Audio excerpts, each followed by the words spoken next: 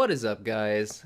Eric Schaefer from AndroidSyndicate.com here. In this one, I'm going to be giving an overview of Android Studio and talk about the tools you'll be using most often. When you first start Android Studio, you'll be greeted by this window. This is where you create a new project. Let's start by creating a new Android Studio project. The application name is going to be the name of your application. This is going to determine the name of the package. I'm going to name mine Test Project.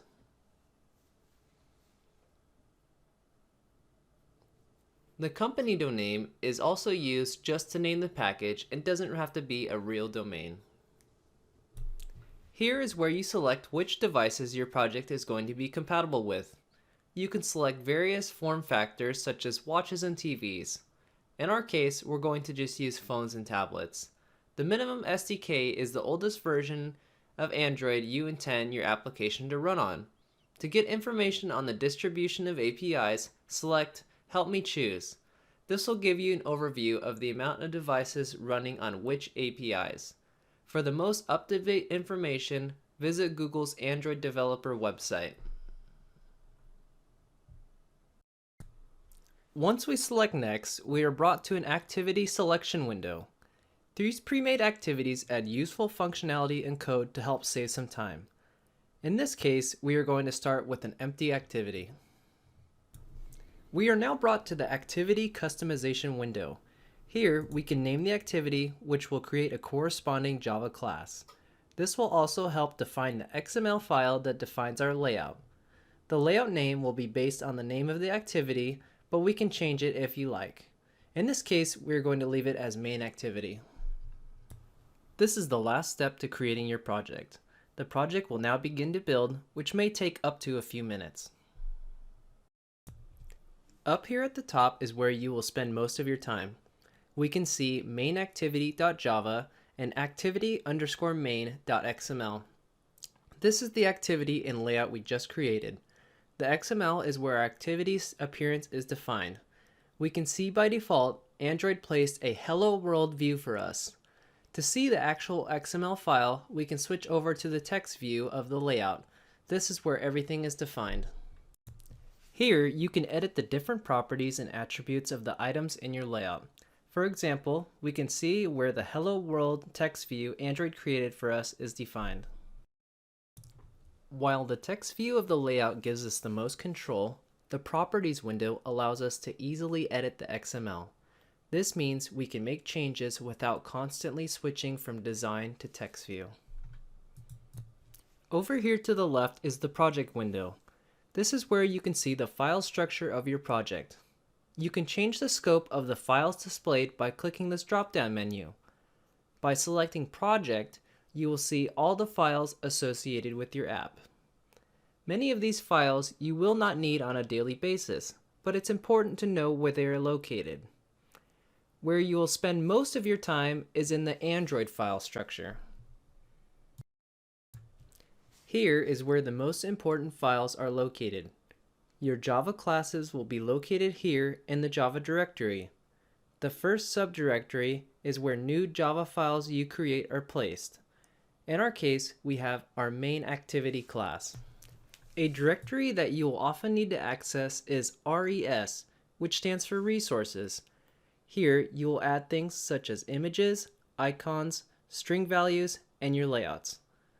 As you can see, this is where our main activities layout lives.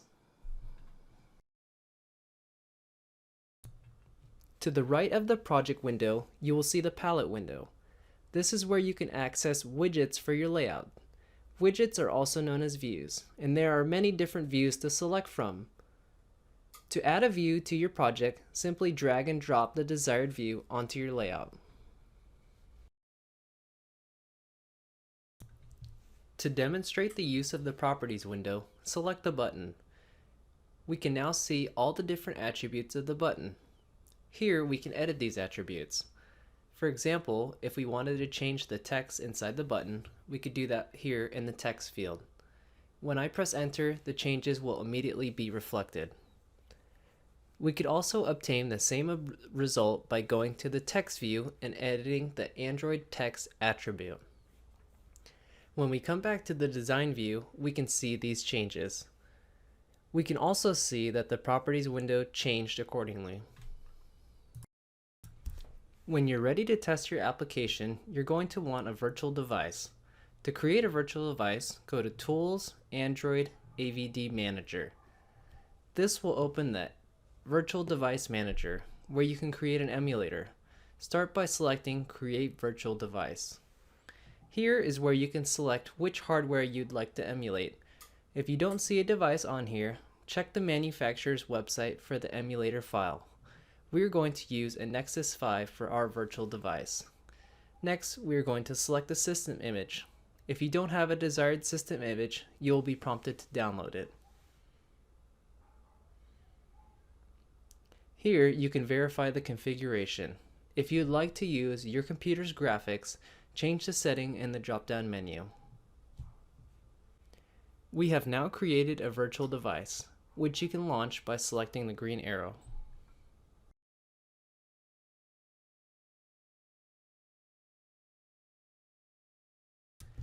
Once your emulator has finished booting up, you can use it as if it were a physical device. The toolbar on the side provides useful features such as rotating the device and taking screenshots. Some other great functionality of the Android emulator is if you click down here, it'll bring up some extended controls.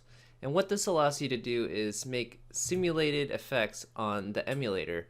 So here over in location, we can go ahead and type in the longitude and latitude that we'd like the phone to receive. And when we click send, that will be sent to the emulator and it will think that it is at that current longitude or latitude. Another useful thing is the fingerprint right here. And this can be used to simulate a touch of the fingerprint sensor. So if your application uses that, you can go ahead and press touch sensor and that will simulate a touch of the fingerprint sensor. Also, if we click here on phone, we can simulate a call to the device. So if I click call device, you'll see a simulated phone call which we can answer and then go ahead and end the call. And this works the same for sending a message too. So we can simulate SMS messages, calls, fingerprint sensors, and various other things through this control panel. Something else that you may want to do is to create a new activity, and that could be done simply by right-clicking on the app folder, going to New, down to Activity, and in this time we're going to make a basic activity, and we'll be prompted with a similar window that lets you name the activity, the layout, and give it a title. We're going to leave it default for now. When we click Finish, we'll go ahead and see that it makes a new activity, and this time it has a little floating action button down here, and that allows us to program some functionality when we click the button, such as composing a message or whatever you might want it to do in your application. Well, I hope this brief introduction was useful to you. If you like the content in this video, please consider subscribing. I'm going to be creating videos like this weekly. If you like the video, press that like button. It would really help me out a lot.